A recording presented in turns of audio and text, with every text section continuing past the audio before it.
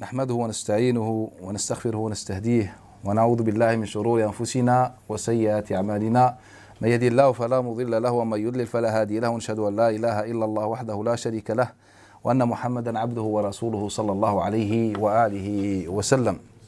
نبدأ إن شاء الله تعالى أو نواصل في شرح كتاب الأربعين النووية للإمام النووي، وكنا مع الحديث السابع عشر، ولكني سأبدأ من الحديث الثامن عشر وسوف أنبئكم عن سبب ذلك فيما بعد. Inch'Allah ta'ala, aujourd'hui c'est la reprise des commentaires sur, du livre de l'imam An-Nawawi, Al-Arba'in An-Nawawiyya. On s'est arrêté au 17e hadith, mais Inch'Allah ta'ala, nous allons commencer par le 18e hadith et puis plus tard je vous expliquerai pourquoi pas le 17e hadith. Il s'agit du hadith de Mu'adh ibn Jabal. Donc si j'ouvre le livre Al-Arba'in An-Nawawiyya, l'imam An-Nawawi يخبرنا بأن الحديث, il nous dit que ce hadith-là est rapporté par deux compagnons, Abu Dharr al-Ghifari wa Mu'adh ibn Jabal.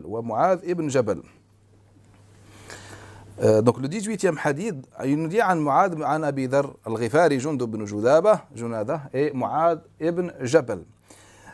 En fait, je vous dis le hadith. Nabi sallallahu alayhi wa sallam يقول اتق الله حيث ما كنت واتبع السيئة الحسنة تمحها وخالق الناس بخلق حسن.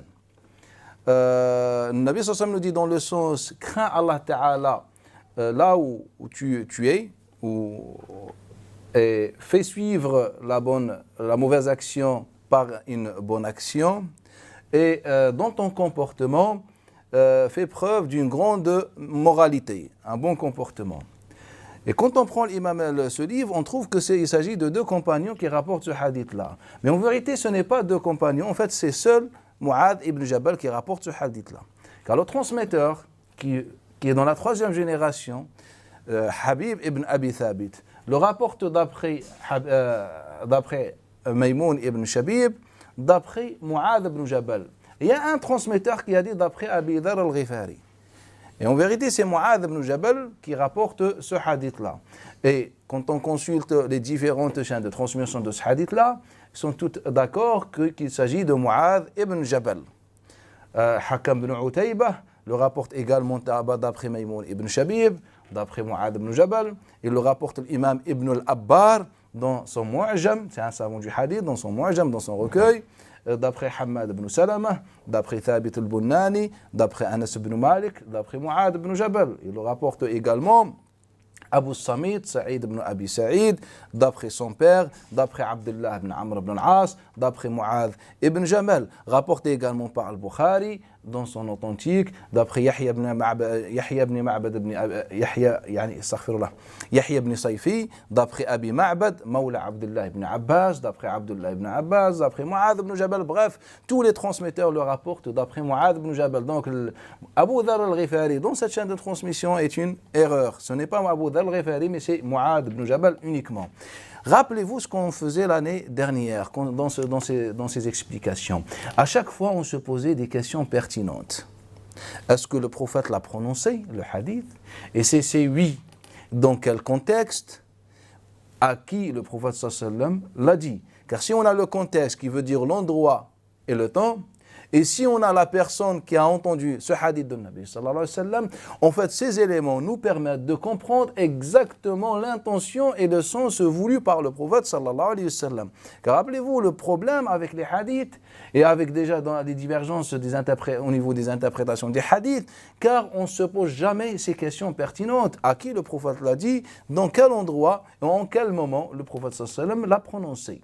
Ce hadith-là, pour votre information, est le hadith le plus utilisé dans notre religion. Quand vous prenez toute la jurisprudence islamique, en fait, il s'agit parmi, on peut dire, les 10 premiers hadiths authentiques que les savants utilisent le plus dans les différents chapitres. Ce hadith-là, il est utilisé dans Awqat al-Salat, comme argument dans Awqat al-Salat, les temps de prière. Il est utilisé dans le rattrapage de prière, mais vous allez me dire que le hadith ne fait qu'une seule phrase. En fait, non, ce hadith-là, il fait minimum 4 pages. Il est utilisé dans le rattrapage de prière, il est utilisé dans le chapitre de l'apostasie, il est utilisé dans le chapitre de djihad, il est utilisé dans le chapitre de zakat, et en vérité c'est le hadith le plus fondamental dans le zakat. Bref, il est utilisé pratiquement dans la grande majorité des chapitres de jurisprudence islamique. Est-ce que le prophète sallam l'a prononcé? Ce hadith fait partie des rares hadiths ou bien des hadiths authentiques. Car aujourd'hui, les gens utilisent plus de hadiths faux que des hadiths authentiques, malheureusement. Maintenant, en quel endroit et en quel moment le prophète sallam l'a prononcé?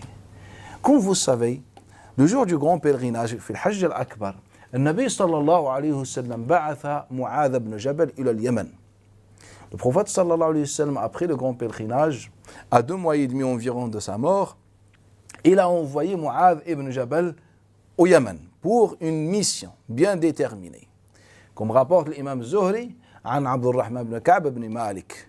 Et avec toutes ces chaînes de transmission, on nous explique que le Nabi sallallahu alayhi wa sallam, donc quand vous prenez par exemple l'Arba'in Nawawiyya, vous n'avez pas la précision qu'il s'agit en fait de lorsque le Nabi a envoyé Mu'adh ibn Jabal au Yémen. Et donc ça c'est un manque fondamental.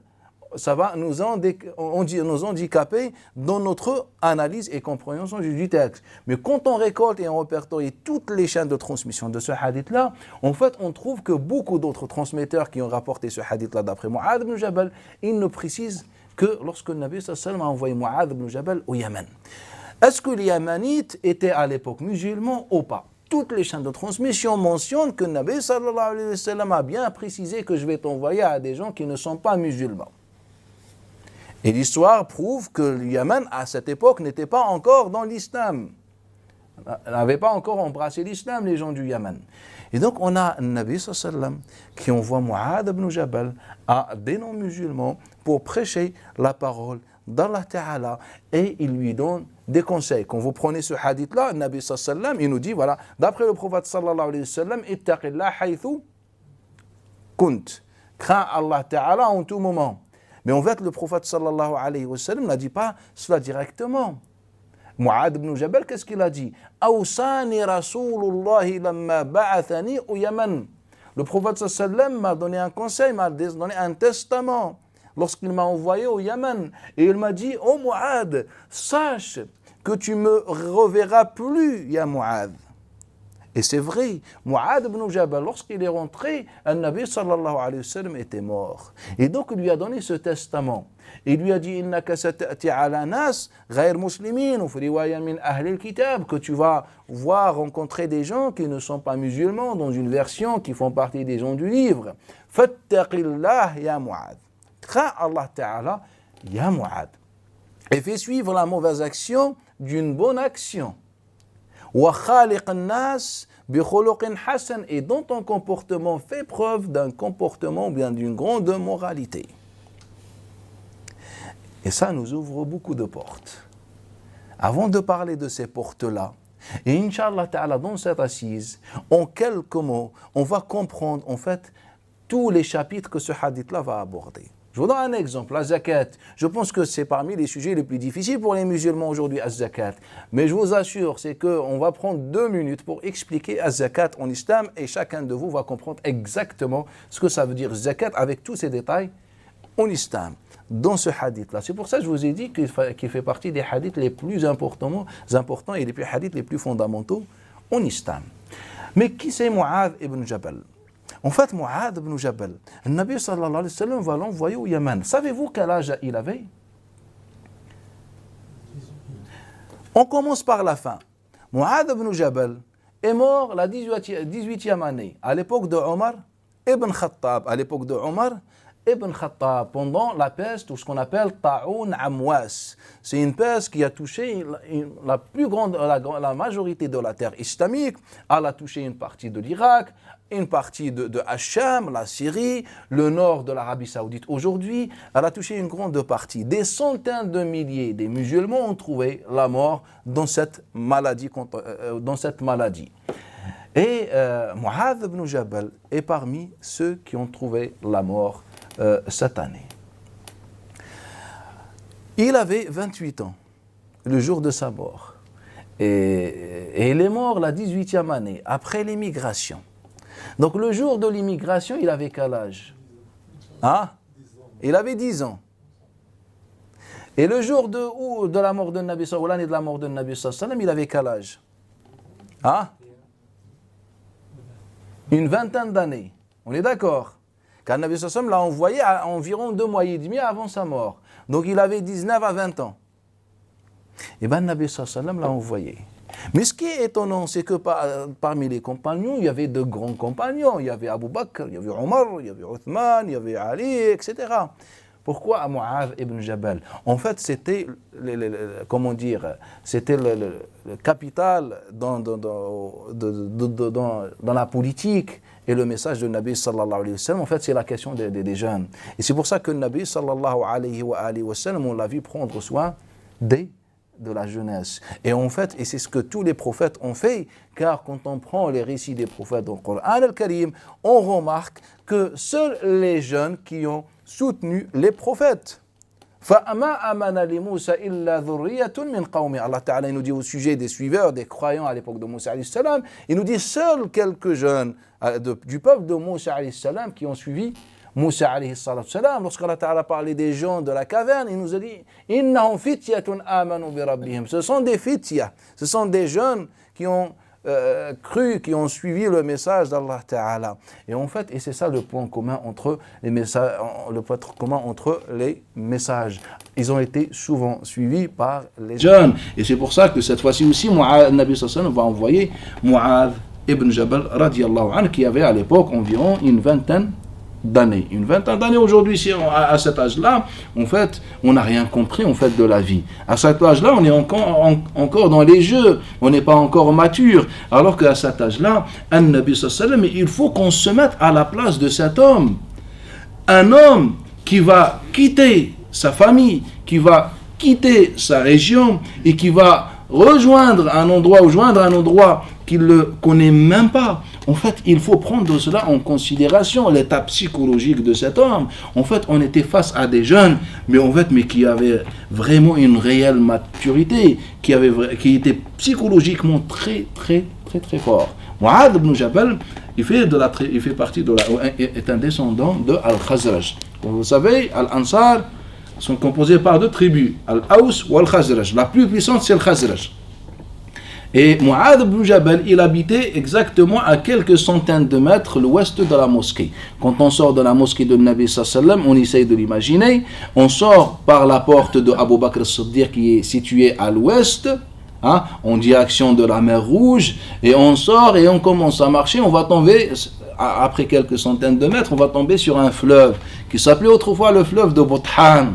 On le traverse. Quand on traverse ce fleuve, on va arriver à une série de collines qui sont dans l'ouest, qui s'appellent Jibal Salla. Jibal, les montagnes de Salla.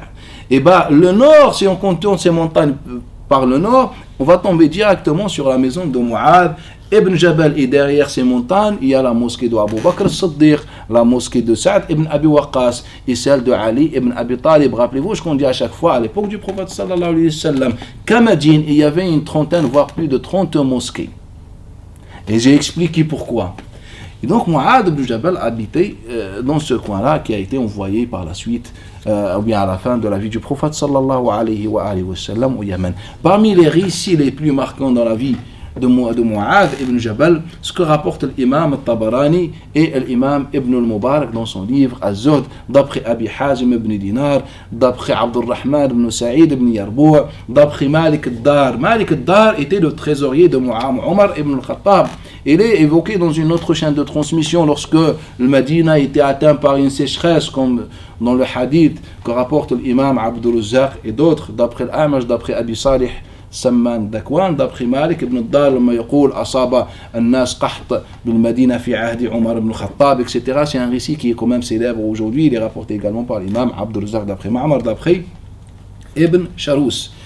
Donc Malik al-Dar, il nous raconte, lui il était le trésorier. Il nous dit comment Omar ibn al-Khattab m'a demandé de lui préparer une surra, un petit sachet, un petit sac dans lequel il y a quelques pièces de monnaie. Et ensuite il m'a dit خذ هذه السرة, prends cette surra et donne-la à Abi Ubaïda ibn al-Jarrah, ثم تلها عنه, et occupe-toi chez lui. Trouve une occupation chez lui, comme ça, tu remarques ce qu'il va faire avec cette surra. قال فذهبت إلى أبي عبيدة أعطيته السرة فقال جاز الله تعالى أمير المؤمنين. Il a fait dua pour Omar ibn Khattab, Abu Ubaïda ibn Jarrah, il a fait dua pour Omar ibn Khattab. Et il nous dit ensuite, Malik al-Dar nous raconte que Abu Ubaïda, il ne s'est même pas assis et il a appelé un fils à lui et lui a dit, prends ces 7 pièces à telle personne, prends ceci ou bien ces quelques monnaies, etc. Il dit jusqu'à ce qu'il a vidé ce que Omar ibn Khattab lui a envoyé. Je suis retourné voir Omar ibn Khattab. وقد حضر لي سرة. Et alors qu'il avait déjà préparé une autre surra, il lui a dit, prends cette surra et donne-la à Mu'adh ibn Jabal et occupe-toi chez lui. Et donc j'ai ramené cette surra à Mu'adh ibn Jabal et il a fait pareil. Il a appelé une fille à lui et lui a dit, donne ces pièces de monnaie à telle personne et ces pièces de monnaie à telle personne. قال حتى خرجت زوجته, jusqu'à ce que sa femme, son épouse, sorte et elle dit à Mu'adh ibn Jabal, son époux, oh Mu'adh, et ta famille, et tes enfants, enfin.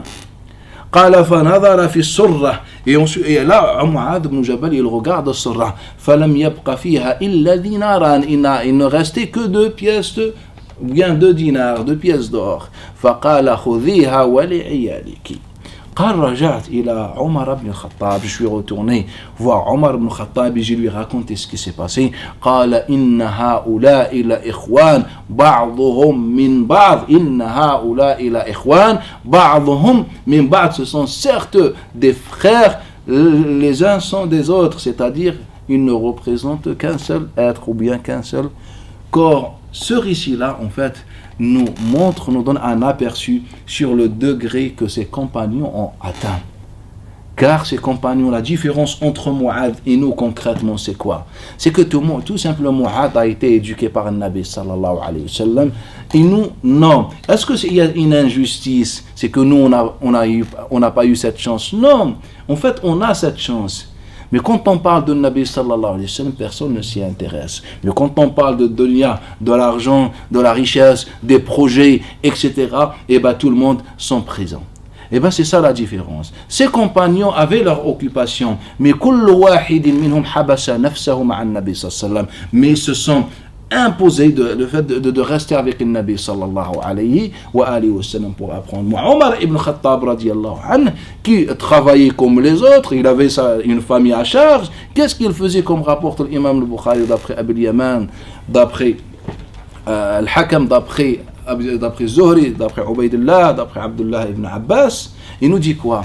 Que Omar ibn Khattab alternait sa présence chez le Nabi sallallahu alayhi wa sallam. Il y avait un voisin à lui et ils se sont mis d'accord qu'un jour Omar, lorsqu'il va au travail, l'autre il descend voir le Nabi sallallahu alayhi wa sallam, car Omar ibn Khattab il habitait dans l'Awali à l'est de Medina. Il y avait des collines qu'on les appelait Al-Awali à l'époque. Et donc lorsque Omar ibn Khattab va travailler, gagner sa vie, et ben ce voisin il descendait voir le Nabi sallallahu alayhi wa sallam pour apprendre, et le soir il va faire le compte rendu à Omar ibn Khattab. Et le lendemain Omar ibn Khattab descend chez le Nabi sallallahu alayhi wa sallam à la mosquée, et l'autre il va travailler. En fait, c'est pour ça qu'ils ont atteint ce qu'ils ont atteint. Et c'est pour ça que nous, aujourd'hui, on n'a pas l'iman comme celui des compagnons radiyallahu ta'ala anhum wa ardahum. On revient à notre hadith.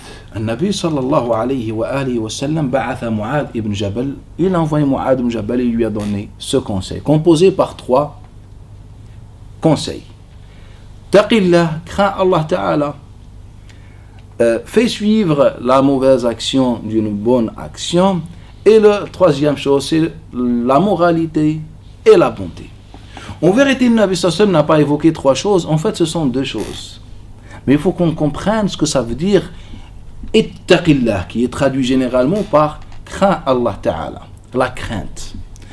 Quelle est l'origine du mot ittaqa? Car nous, souvent, on essaie de faire la philosophie pour comprendre l'islam.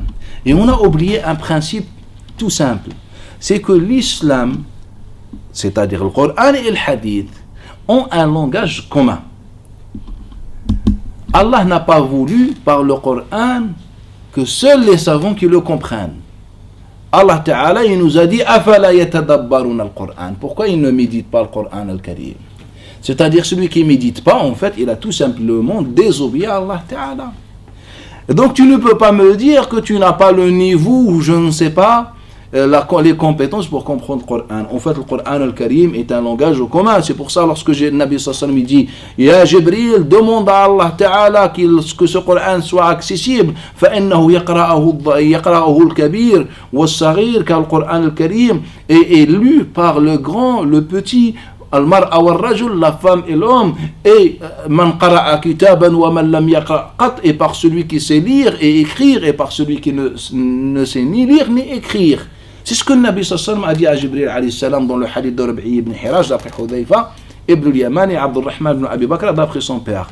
Et là, Jibril retourne, il revient avec le message divin, et il lui dit Ya Rasulallah, ton Seigneur t'informe, Anna hadha al-Qur'an unzila ala sab'ati ahrufin faqra'u ma tayassara minh. Ton Seigneur te dit que ce Coran est descendu en 7 façons, en 7 versions, de façon différente, de manière différente, de langage différent, pour qu'il soit accessible à toute catégorie de musulmans. Et donc le Coran contient un langage, ainsi que le Nabi sallallahu alayhi wa sallam, le hadith de Nabi sallallahu alayhi wa sallam, un langage commun.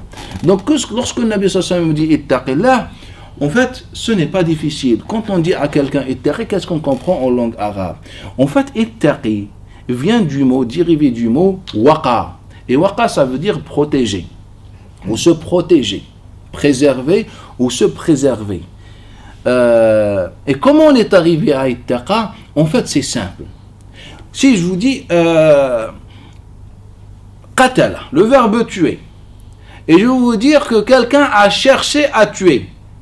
En arabe, on dit iqtatala, sirat ifta'ala. On a appliqué la même chose. Waqa, et on a fait la même chose, ça nous sort iwtaqa, ifta'ala, iwtaqa, iwtaqa. Et les Arabes ont tendance de remplacer al-waw par ta. Comment dire l'héritage en arabe? Wirat, l'irth. On dit wirath et on dit turath. Et l'origine, ce n'est pas turath, qui veut dire patrimoine ou héritage, c'est al-wirath. Et donc les Arabes ont tendance de remplacer al-waw par ta ou par al-alif. Et on dit irat, c'est pour ça on l'a raccourci, on dit l'irth. On dit irath, turath, et l'origine de cela, c'est al-wirath. C'est pour ça on dit al-wiratha. On a appliqué la même chose. Comme le verbe ittasala. Ittasala, son origine, c'est le verbe wasala. Et on l'a transformé à cette sira. Ifta'ala. Tasala. Tasala. Et puis, al-waw ici, on l'a transformé en ta. Donc ça nous donne 2 ta. Ittasala. Ittasala.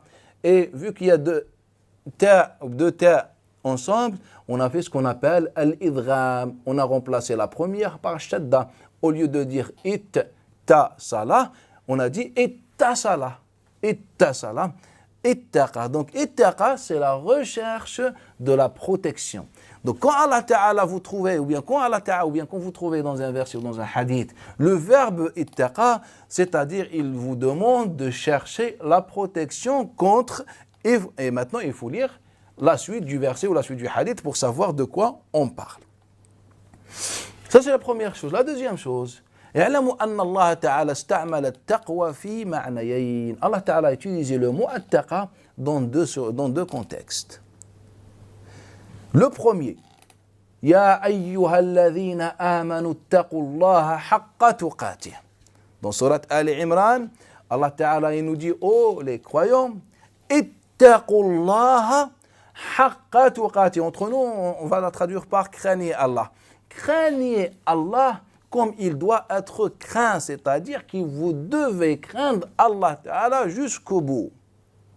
Alors qu'un verset, il semble être en contradiction avec celui-là. C'est le verset dans sourate At-Taghabun, fattaqullaha mastata'tum, craignez Allah autant que vous pouvez. Et là, quand on prend la version française, la traduction, c'est une contradiction apparente. Elle est claire et nette. Car si on traduit le premier verbe par craindre Allah, haqqa tuqati, c'est-à-dire il faut tout le temps craindre Allah, et après le verset nous dit, non, craignez Allah Ta'ala autant que vous pouvez, c'est-à-dire à un moment où je peux ne pas craindre Allah, et bien maintenant je suis en train de boire du thé, et bien je ne crains pas Allah Ta'ala pour ce moment car je suis occupé. En fait, c'est ça ce que ça veut dire. Et là, on voit l'erreur de la traduction. Donc le verbe ittaqu, ni en langue arabe, ni dans l'utilisation coranique ne veut dire le verbe ne peut être traduit par le verbe craindre. Quand on dit ittaqullaha haqqa tuqatih wa la tamutunna illa wa antum muslimun. Et quand on prend le deuxième verset, il nous dit fattaqullaha mastata'tum wasma'u wa ati'u. Wasma'u wa ati'u.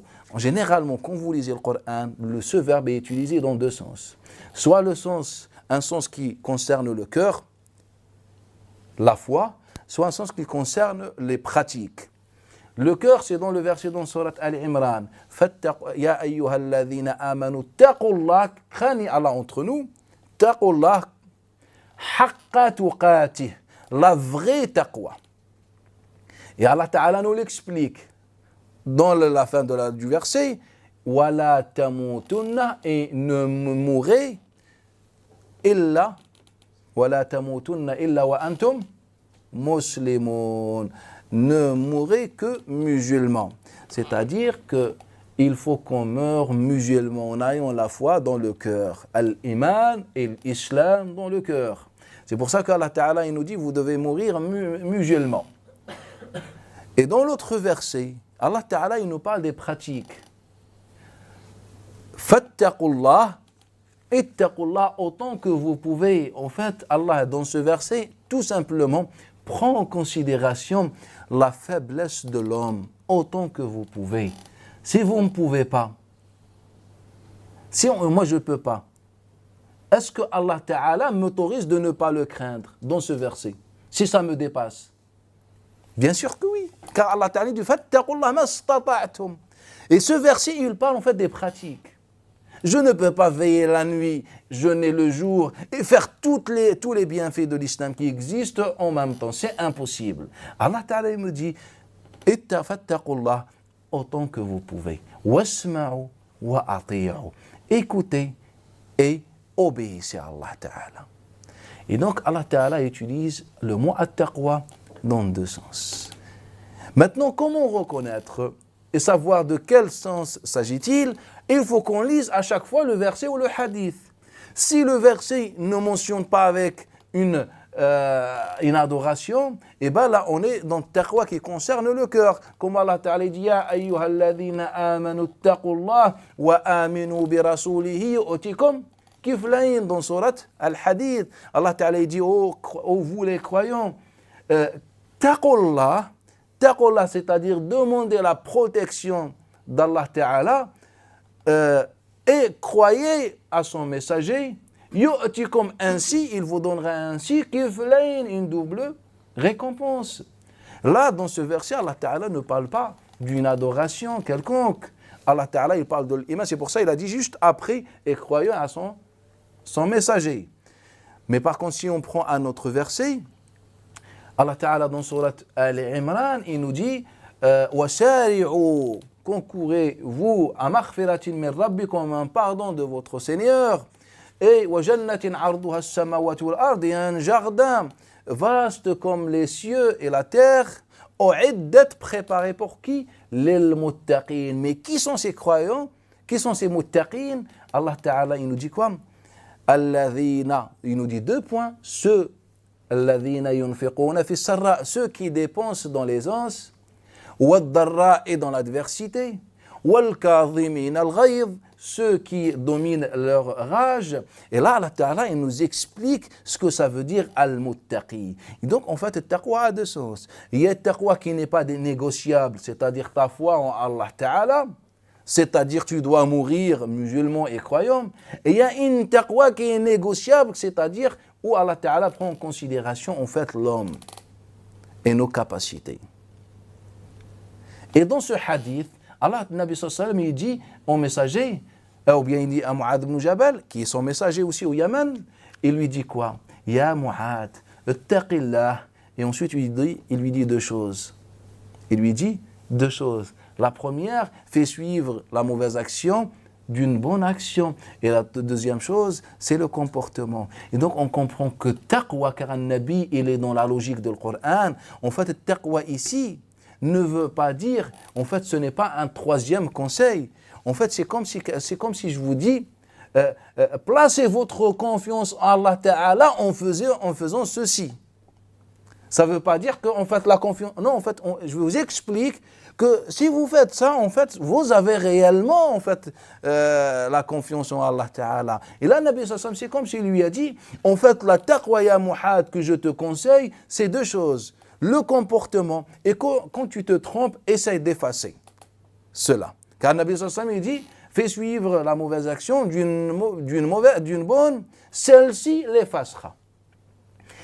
Et là, nous montre encore l'erreur des traducteurs. En fait, à chaque fois, ils trouvent le mot. Et déjà, je pense, ici, je vais regarder la traduction, si je la trouve, elle est là. Ya Allah. Le mot, il n'est pas traduit. Il est en phonétique. Bref, mais généralement, quand un traducteur, que ce soit dans le Coran al-Karim ou dans le Hadith, quand il trouve le mot ittaqu, il vous traduit par quoi? Craignez Allah Ta'ala, ça veut pas dire craindre Allah Ta'ala. En langue arabe, craignez Allah Ta'ala, ça veut dire al-khashya, ça veut dire al-khawf. Et taqwa, chez les Arabes, ne veut pas dire, ce n'est pas le synonyme de la crainte. At-taqwa, c'est autre chose. At-taqwa, c'est tout simplement chercher la protection. Quand Allah Ta'ala dit fattaqun nar, il ne nous dit pas craignez un nar. En fait, faites des choses qui vous protégeront contre l'enfer. C'est ça, en fait, le message coranique. Mais le traducteur, il trouve une facilité. At-taqwa, eh ben, je ne sais pas, il a entendu un prêcheur, un prédicateur dire taqwa que c'est la crainte. Il dit la crainte, non, la taqwa ce n'est pas la crainte. La crainte dans le Coran al-Karim et dans le Hadith, c'est le khashya, c'est le rahba, c'est al-khawf. Il y a beaucoup de mots qu'on peut utiliser dans ce sens-là. Donc, at-taqwa, c'est chercher la protection. Après, il faut qu'on voit le contexte. Donc, quand Allah Ta'ala, il parle de manière générale, en fait, il nous dit juste tout simplement, c'est qu'à Allah Ta'ala qu'on doit demander cette protection. Lorsqu'il nous dit de manière générale, ittaqullah. Quand il nous dit fattaqun nar, donc ça veut dire qu'on demande à Allah Ta'ala qu'il nous protège de l'enfer. Dans quel sens? C'est-à-dire quels sont les actes qu'Allah Ta'ala nous a dit dans le Coran al-Karim qui nous sauveront le jugement dernier de l'enfer. Et quand on parle de taqwa de la pratique, en fait, Allah il nous donne des exemples concrets. Comme ici, le Nabi sallallahu alayhi wa sallam dit à moi, ya Mu'adh, qu'est-ce que ça veut dire ça? Car Mu'adh est un arabe. Quand on lui dit ittaqi, ça ne veut pas dire ikhsha ou crains Allah. En fait, pour lui, ça ne veut pas dire crains Allah Ta'ala. Ça veut dire, ya Mu'adh, cherche la protection, la préservation du feu dans quoi? Dans deux choses. La première chose, quand tu te trompes, fais une bonne action. Et la deuxième chose, c'est quoi? Comporte-toi d'un bon comportement. Troisième chose, on a dit que les gens du Yémen n'étaient pas musulmans. Et on a vu que le prophète sallam a utilisé le mot annas, wa khaliq nas, comporte-toi avec les gens. Il n'a pas dit ni les musulmans, ni les croyants, qui veut dire que le texte est général. En fait, le prophète, il voulait parler plus des musulmans ou des non-musulmans dans ce hadith. S'il a été envoyé à des non-musulmans, eh bien, des non-musulmans. Mais nous, on a inversé les choses. Entre nous, masha'Allah, etc. Et quand on parle des autres, on dit qu'il faut montrer l'image de l'islam. En fait, nous, on est hypocrites. Il faut juste montrer l'image de l'islam. Comme ça, ils disent, c'est une vraie religion, etc. Mais en fait, au fond de nous, on ne le fait pas car on est tout simplement musulman. En fait, on le fait car il faut montrer l'image de l'islam. Il faut faire l'hypocrite. Alors que le hadith est prononcé pour les non-musulmans. Je vous donne un exemple sur le taqwa dans le Coran al-Karim. Ya ayyuhan nas, inna khalaqnakum min dhakarin wa unta. Allah Ta'ala s'adresse aux gens. Ya ayyuhan nas, ô les gens, nas. Je vous ai créé d'un mâle et d'une femelle dans Surat al-Hujurat. Wa ja'alnakum shu'uban wa qaba'ila lita'arafu. Et nous avons fait de vous des nations et des tribus pour que vous entreconnaissiez. Lita'arafu. Et Allah maintenant, regardez ce qu'Allah Ta'ala va nous dire. C'est comme si on n'a jamais lu le Coran. Inna akramakum indallahi atqakum. Ce n'est pas at-taqi. At-taqi, c'est celui qui a taqwa. Traduit souvent par la piété. Mais atqa, en fait, c'est celui qui taqi beaucoup. On dit atqa. Ism tafdil. On dit Hassan, bon. Ahsan, encore meilleur. On dit, voilà, n'importe quel mot. On dit Jamil, beau. Ajmal, beaucoup plus beau. Donc il y a taqi. On peut traduire entre nous pieux, et atqa, encore meilleur, ou bien plus pieux que de dire pieux, tout simplement. Allah Ta'ala, il nous dit فَإِنَّ أَكْرَمَكُمْ عِنْدَ اللَّهِ أَتْقَاكُمْ. Mais en fait, vous savez de quoi Allah Ta'ala il parle? Ou bien vient de parler?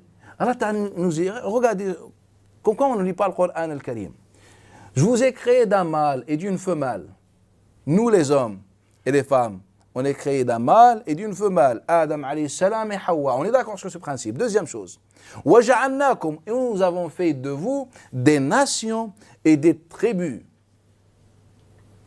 Une grande diversité. Pourquoi Allah Ta'ala a créé les hommes ainsi? Il nous explique. لِتَتَعَارَفُوا. Pour que vous vous entreconnaissiez. Et après Allah Ta'ala, il nous donne en fait le jugement. Inna akramakum, al-akram, en fait c'est le plus noble, le plus généreux. On dit karimun, c'est-à-dire noble et généreux. Et bien le plus noble et le plus généreux, dans cela, il est le plus pieux. En fait, ça veut dire quoi le verset? C'est que si dans cette entreconnaissance, tu es le plus noble et le plus généreux, et tu es tout simplement le plus pieux parmi les gens. Mais je pense qu'on vous a expliqué autrement le verset. On vous a dit non, ou bien en fait on n'a même pas pris en considération le début de ce verset. En fait, qu'est-ce que ça veut dire la piété? Pour aller directement dans ce verset, ou bien l'atqaq, en fait celui qui se comporte bien, et il fait preuve de noblesse et générosité dans son comportement, selon le Coran, dans ses nations et ses tribus face à cet homme et cette femme créée par Allah Ta'ala, et bien celui qui fait preuve de noblesse, etc., est le plus pieux parmi les musulmans. Et Allah Ta'ala, il termine, Inna Allah alimun khabir. Pourquoi Allah Ta'ala n'a pas dit Inna Allah sami'un basir? Pourquoi Allah Ta'ala il n'a pas parlé d'un autre attribut à lui, qu'Anna Allah Ta'ala sami' basir, ou Anna Allah Ta'ala ghafour rahim? Il a dit alim khabir, qui veut dire le grand connaisseur. En fait, pour qu'il nous dise que je suis au courant de tout ce que vous faites entre vous. Mais nous, on a inversé les choses. Je vous pose une question. Est-ce qu'on peut commencer les non-musulmans par salam? Oh non, c'est haram car il y a le hajj. Mais en fait, on a démoli le Coran al-Karim en 2 secondes. Mais Allah Ta'ala, il vous dit, j'ai créé les hommes et les femmes d'un mâle et d'une femelle, et j'ai fait d'eux des nations, des tribus, des religions, etc. Et le meilleur d'entre vous, le plus pieux parmi vous, est bien celui qui se comporte le mieux dans ces nations et dans ces tribus. Est-ce qu'on peut dire aux autres, salam? Eh bien non, c'est encore il y a le hadith qui est interdit. Il n'y a pas de hadith qui est interdit. Il y a le hadith de Suhaïd d'après son père, d'après Abi Huraira, mais il est mensonger tout simplement. Sans qu'on rentre dans le détail. يروي الإمام بن أبي الدنيا وقال حديث من طريق حمام بن يحيى عن هشام c'est le petit-fils d'Abu Bakr Siddiq, d'après son père Urwa ibn Zubayr, et c'est le petit-fils de Zubayr ibn Awwam, que Urwa, ou bien un médecin nasrani, chrétien, a éternué devant Urwa ibn Zubayr. فقال رحمك الله, qu'Allah t'accorde de sa miséricorde. Faqila, on lui a dit, tu demandes la miséricorde pour un chrétien? Qala inna rahmatallahi wasi'at kulla shay. La miséricorde d'Allah Ta'ala touche en fait toutes choses. Qu'est-ce qu'on récite 17 fois par jour? Alhamdulillahi Rabbil mu'minin C'est ça le verset Al-Fatiha. Rappelez si je me trompe. Alhamdulillahi Rabbil Mu'minin. L'alamin. Et l'alamin, c'est pas le mu'minin, c'est tout le monde. Et qu'est-ce qu'il y a ensuite? Al-Jabbar al-Mutakabbir. Ar-Rahman. En fait, Rabb, le créateur, le Seigneur de ces alamin, en fait, c'est Ar-Rahman Ar-Rahim. Il n'a pas dit Ar-Rahman Ar-Rahim entre deux tirés, sauf les mécréants, ou bien que pour les croyants. Non. Rabbil Alamin, Ar-Rahman Ar-Rahim. Malik Yawm ad-Din. Yawm ad-Din, c'est pour nous, pour les autres, pour tout le monde. Pour tout le monde. On fait toute la sourate pour tout le monde. Il est Rabbil Alamin, il est Rahman Ar-Rahim de l'Alamin, il est Malik Yawm ad-Din de l'Alamin. C'est tout simplement ça. Et nous, entre nous, et bon, le Dieu est chrétien. Chrétien. Mais il faut qu'on sorte un peu les textes, car même peut-être vous n'êtes pas au courant, mais peut-être quelqu'un qui est sur Internet en train de regarder, mais il me dit, mais écoute, j'ai trouvé le hadith de Tirmidhi dans lequel Abu Musa al-Ash'ari, soi-disant, raconte que les Juifs éternuaient volontairement dans la présence du prophète, juste pour que le prophète sallallahu alayhi wa sallam leur dise qu'Allah Ta'ala t'accorde sa miséricorde. Et le Nabi sallallahu alayhi wa sallam s'est rendu compte, il ne leur disait pas qu'Allah Ta'ala vous accorde sa miséricorde. Il leur disait Yahdikum Allah. C'est faux. Le prophète n'a jamais dit ça et cela n'a jamais existé. En fait, il le rapporte un fameux Daylam 2 siècles plus tard. Il nous dit, d'après Abi Bourda, et quand on a demandé à quelqu'un d'autre, il nous a dit non, il a dit d'après Dahak ibn Zahim. Bref, c'est un mixage et le prophète ne l'a jamais dit, ça n'a jamais existé. Allah Ta'ala dans Surat Nisa, qu'est-ce qu'il dit? وَإِذَا حُيِّيتُمْ بِتَحِيَّةٍ فَحَيُّوا بِأَحْسَنَ مِنْهَا أَوْ رُدُّوهَا إِلَى الْمُؤْمِنِينَ. C'est ça le verset si je ne me trompe pas. Ah? Ou il a le muslimin, il a dit. Non, il nous dit wa idha huyitum. Idha, c'est un mot qui indique la généralité. À chaque fois, on vous salue, vous répondez par une salutation meilleure ou rendez la même salutation. Le discours coranique, eh ben, il est là. Je donne un autre exemple. وَإِذْ ابْتَلَى إِبْرَاهِيمَ رَبُّهُ بِكَلِمَاتٍ فَأَتَمَّهُنَّ قَالَ إِنِّي جَاعِلُكَ لِلنَّاسِ إِمَامًا قَالَ وَمِنْ ذُرِّيَّتِي قَالَ لَا يَنَالُ عَهْدِيَ الظَّالِمِينَ أو لا ينال عهدي الظالمين أو الظالمون. Il y a deux récitations. وَإِذْ جَعَلْنَا الْبَيْتَ مَثَابَةً لِلْمُؤْمِنِينَ وَأَمْنًا. C'est ça le verset? بارك الله فيك. وإذ جعلنا البيت مثابة للمسلمين. C'est pas ça. Alhamdulillah. وإذ جعلنا البيت مثابة للناس. Qu'est-ce que ça veut dire mathaba? Comment on dit la récompense en arabe? Un mot qui se rapproche de ça. On dit l'ajr, mais un mot qui se rapproche de ça. Thawab. بارك الله فيك. Et le mathaba, le mot qui commence par mim maftouha, c'est, on l'appelle اسم المكان. اسم, comme on dit masjid, sujoud. اسم المكان نتاع السجود, là où on se prosterne, on dit masjid.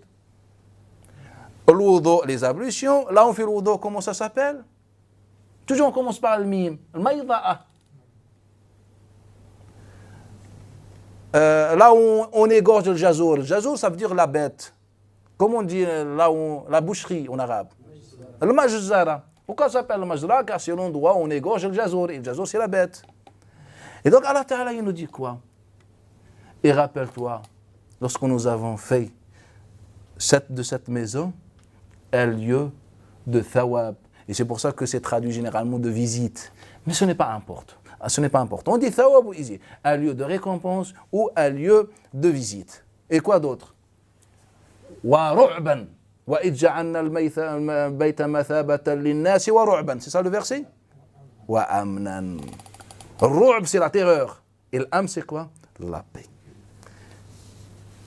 وَإِذْ جَعَلْنَا الْبَيْتَ مَثَابَةً لِلنَّاسِ. Allah Ta'ala nous dit, rappelez-vous, ô mes serviteurs, quand j'ai fait de cette maison. On parle de quelle maison? Que Ibrahim a construit avec son fils Ismaïl, alayhi salam.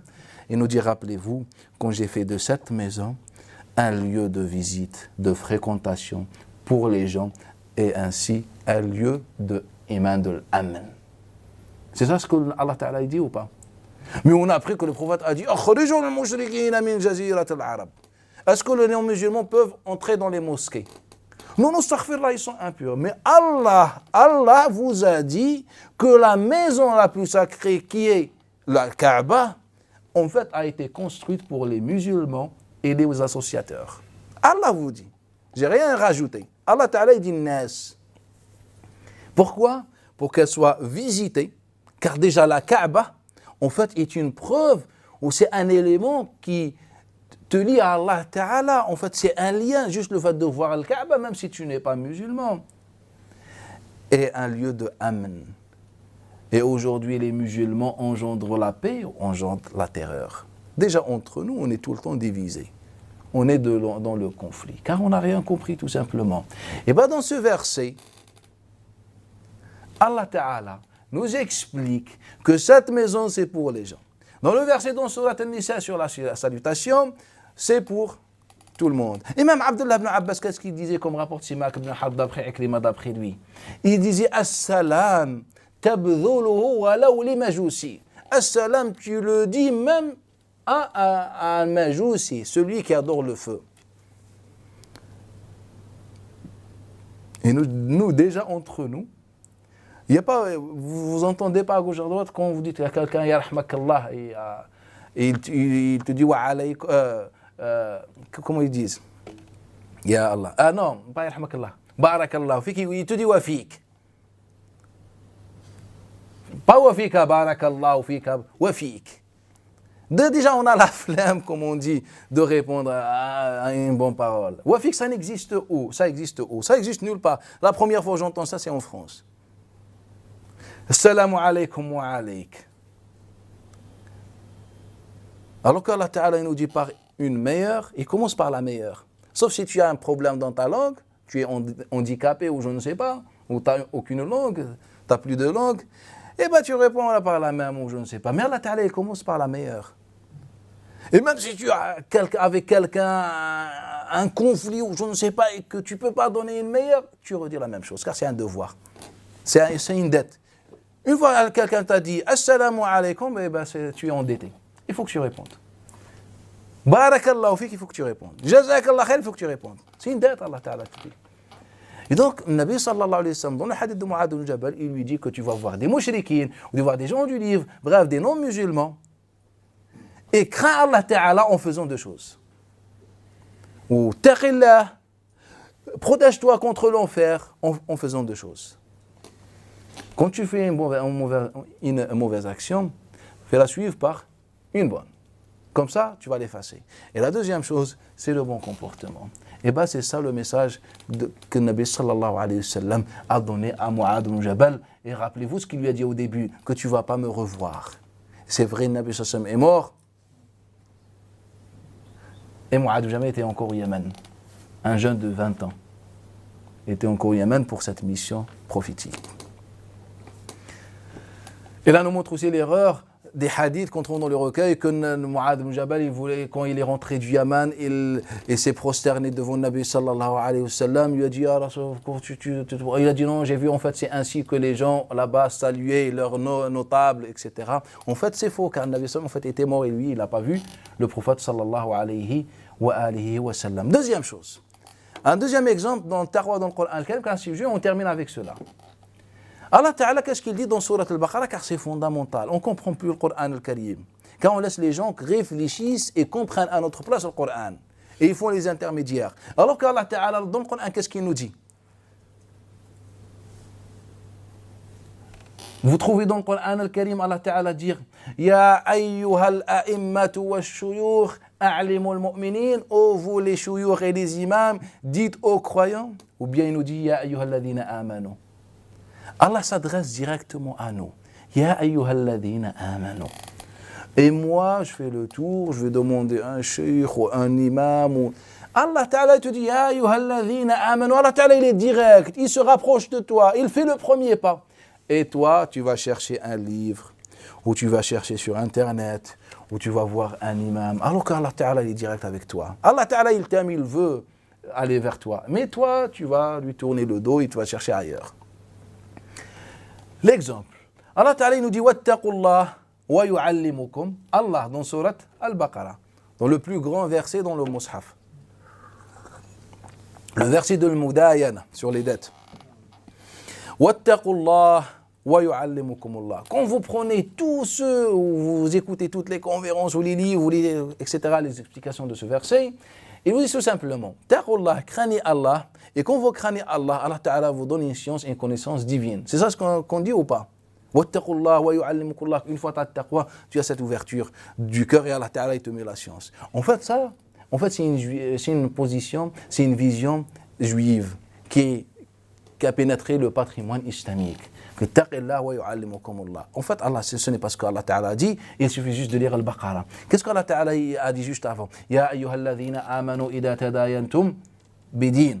Vous les croyants, quand vous contractez un din, une dette, etc., écrivez-la, etc. Il nous donne un conseil. Et juste avant, Allah Ta'ala nous a dit quoi? Et si quelqu'un qui est endetté était dans la difficulté, dans la gêne, dans la difficulté financière, vous devez lui accorder un délai afin qu'il puisse vous rembourser. Vous devez attendre. Qui attend. Donc on doit l'attendre, lui accorder ce délai. Juste avant Allah Ta'ala il nous dit juste avant Allah Ta'ala il nous parle de l'ostentation dans le monde. Juste avant Allah Ta'ala il nous a parlé de différents sujets dans Surat Al-Baqarah. Et à la fin il a fini en disant Wattaqullah wa yu'allimukumullah. Et bien avant, qu'est-ce qu'Allah Ta'ala, en fait, Allah Ta'ala a raconté la même histoire, ou bien il a rapporté, en fait, il a parlé d'un piège dans lequel sont tombés les Juifs, dans Surat Al-Baqarah. وَمِنْهُمْ أُمِّيُّونَ لَا يَعْلَمُونَ الْكِتَابَ إِلَّا أَمَانِي وَإِنْهُمْ إِلَّا يَظُنُّونَ. Allah Ta'ala il nous parle de ces gens du livre, il nous dit que parmi ces gens, il y a des gens illettrés qui ne savent pas forcément lire, en fait, qui savent lire, mais qui ne comprennent pas ummiyoun. Ils ne connaissent du livre que l'amani. L'amani, c'est l'espérance, c'est l'espoir, c'est l'attente, etc. Wa innahum illa yadhunnun. Et ils ne font que des conjectures, c'est-à-dire que des suppositions. Alors que si nous, on fait taqwa et on écoute ce message divin, ces conseils divins, et bien là, en fait, on a compris si on écoute. On a la connaissance qu'il faut. On a les informations qu'il faut, les enseignements qu'il faut. Si on fait confiance à Allah Ta'ala, et bien ainsi on est connaisseur. C'est ce que Allah Ta'ala dit à la fin. Wattaqullah wa yu'allimukumullah. Et au début, il avait donné un exemple des gens du livre. Ils ont un livre, mais ils le lisent, mais ils ne comprennent rien, car ils ne méditent pas. Et il nous dit, et la conclusion, la conséquence, c'est qu'ils ne connaissent de ce livre que dhann, la conjecture, des suppositions, des interprétations. Comme nous aujourd'hui, les ummas de l'islam aujourd'hui baignent dans les interprétations ou pas? On est toujours divisés, toujours divergés. Même quand tu tousses, on a une divergence comment tu tousses. Quand tu te grattes la tête, on te dit les savants divergés comment se gratter la tête. Dans tout, on est sur les traces des gens du livre, wal'iyadu billah. ومنهم أميون لا يعلمون الكتاب إلا أماني وإنهم إلا يظنون فويل للذين يكتبون. Là, Allah Ta'ala va nous expliquer concrètement.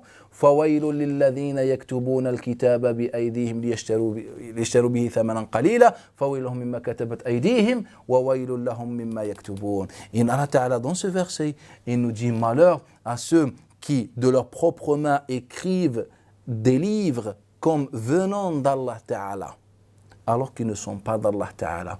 C'est ce qu'on a fait ou pas? Est-ce que les musulmans aujourd'hui reviennent vers le Coran ou ils sont dans les livres, Internet, la télé, etc. Interrogez-vous. Est-ce que les musulmans dans tout le monde islamique, ils cherchent que le livre d'Allah Ta'ala? Ou bien on leur a présenté des livres convenant d'Allah? En fait, on est sur les traces des gens du livre, convenant d'Allah. Allah Ta'ala nous dit wa ma huwa minal. Et ils ne sont pas du livre d'Allah Ta'ala. Et qu'est-ce qu'ils ont dit après? Comme ça, vous voyez qu'en fait, le verset, au début, en fait, est expliqué par deux exemples concrets.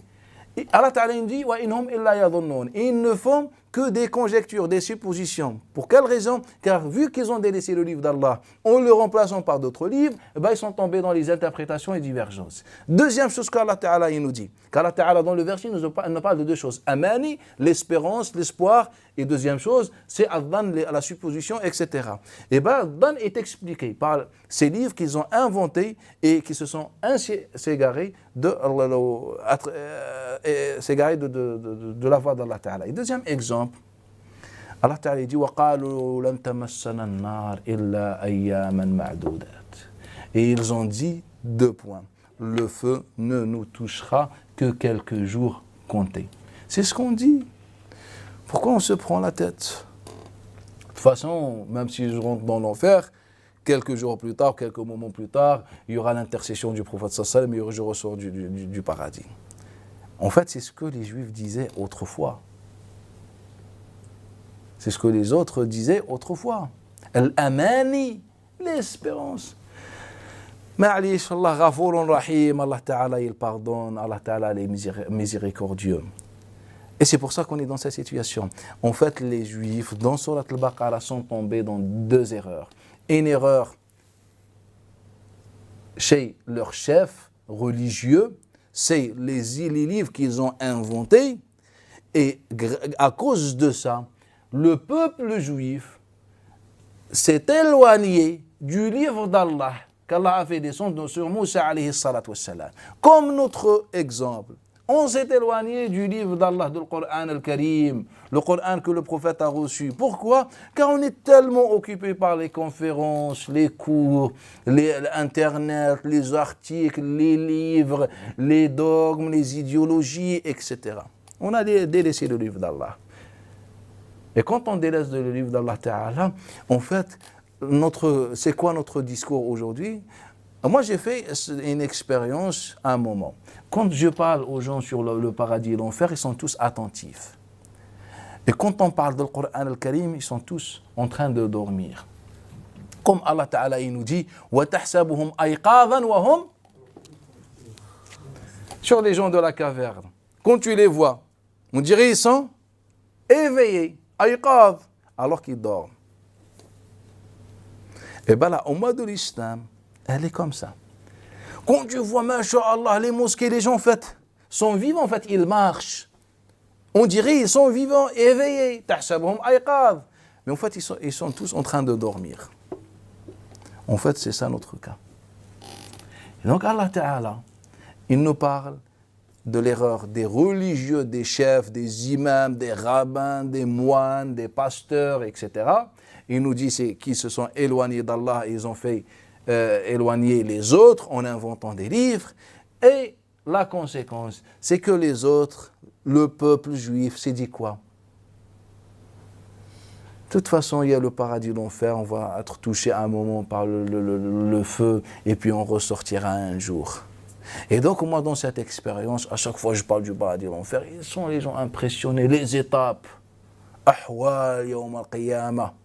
Et encore moins, quand ou si on parle des signes de la fin des temps. On aime beaucoup ça, car on est connecté à ce monde-là. Et on laisse le concret entre nous, le Coran al-Karim. Donc, on s'arrête ici, Inch'Allah Ta'ala, et la prochaine fois, on reprend avec toujours le hadith de Mu'adh ibn Jabal, et à chaque fois on va aborder un passage de ce hadith-là. Rappelez-vous, ce hadith-là, généralement, il est rapporté dans plus de 4 pages. Et ce hadith, comme je disais, il est utilisé dans pratiquement la majorité des chapitres juridiques. Et si on comprend ce hadith-là, je m'engage que chacun va sortir d'ici en maîtrisant exactement l'islam. Avec ce hadith-là, en quelques assises, Inch'Allah Ta'ala. Peut-être que je dis, ça vous semble, peut-être, ça dépasse un peu, mais en fait, je vous parle de ce que je sais et de ce que je connais. Ce hadith-là est très très important, à la fois de savoir ce que le prophète sallallahu alayhi wa sallam a dit, pourquoi il a dit, et comment il a dit, et ce que Nabi sallallahu alayhi wa sallam n'a pas dit, et on l'a rajouté comme un livre venant d'Allah Ta'ala. أقول هذا الكلام واستغفر الله لي ولكم فاستغفروه.